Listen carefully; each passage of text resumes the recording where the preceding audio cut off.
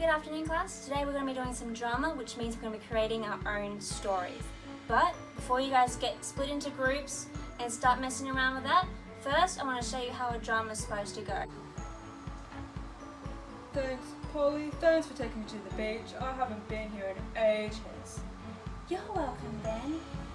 Come on, let's take a walk and I can show you all the lovely sights that you can see when you're going down by the sea. Polly, look! There's rubbish! Oh no! It seems people have been very careless and have left rubbish right next on the sea, right next to the sea. Polly, you know what the responsible thing is to do? What's that, Ben? That's to pick up all this rubbish and make sure that no sea creatures will get hurt by this horrible rubbish. That is very responsible, Ben. That was great thinking. Will you help me move all of this? Yes, I will, Polly. Look, here's one now. Thanks, Ben.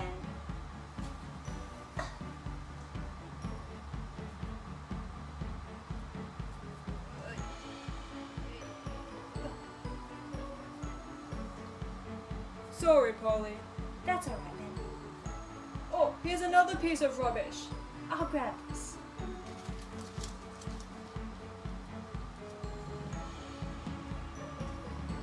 Looks like it's clean now.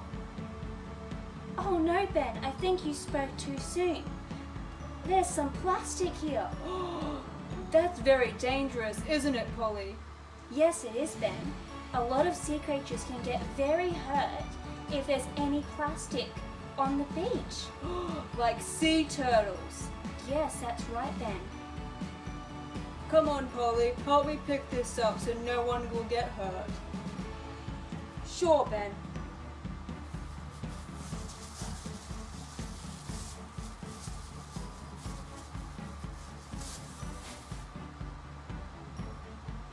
Hopefully there's not too much more rubbish on this beach, Polly. Yes, Ben, I hope there's not too much more. Oh no, there's some more rubbish. Come on, Polly, I think this is the last of it. I think you're right, Ben. This is the end of the beach. I don't see any more rubbish. Let's pick up this rubbish and continue our nice walk. Good idea, Ben.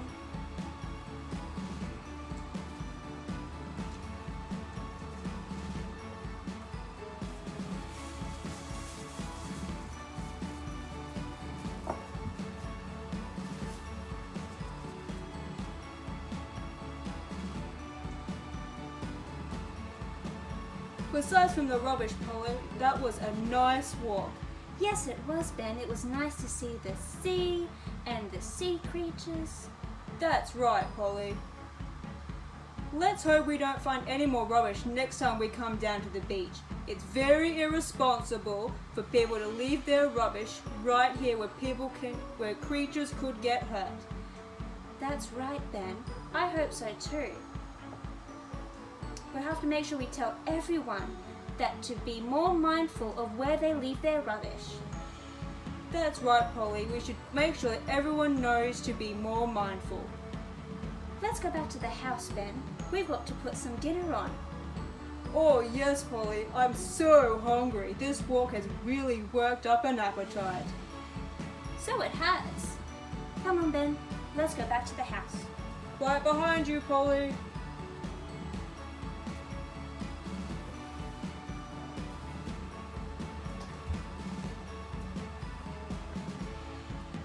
So guys, that was my story.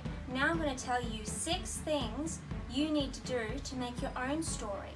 The first one is your role, which means you can either be your character, so you're telling your story or the plot of your story through the voice of your character, like my Polly the Penguin or Ben the Bear. Or you could do a narration, which means you're talking as if you're an observer, you're watching everyone else. Then there's the second part to your story, which is the situation or where your story is set, which means where will this plot of your story take place? Mine was at the beach, and my plot was to clean up the beach from all the rubbish that was there. What would your story be? Maybe be set in, Will it be in a castle? Will it be in a forest? Think about where you want your characters to have their lovely adventure. The third thing you need is a voice. Now, when I had my characters, Ben was all growly and deep, where Polly was more light and airy. You can also, your villains from your story could be scratchy and irritating. Or what if you have a good character that helps your characters reach their ending? Like a nice fairy, or maybe a friend that comes and helps. So you need a different voice for that. And you can also do a little high squeeze voice, or you can do a low voice. So remember, different sounds and different tones of voice. Now, the fourth one you'll need will be movement. Are your characters going to be waving their arms? They're going to be walking? Think about what your characters are going to do when you're telling your story. The fifth part would be the focus. What is the plot of your story? Does it have an introduction? Have you introduced your characters and where your story is set? Do you have a conflict? What obstacle do your characters need to overcome to make the story epic and adventurous? And what about an ending? Do they have a happy ending where everyone wins? Or do they have a sad ending? So you've got to think about that. And the sixth and final thing you need to think about when you're doing your story is your audience. Who are you telling your story for? So, is it for other people just like you, or are you doing this just for yourself? Gotta have a think. Thanks guys, see you next time.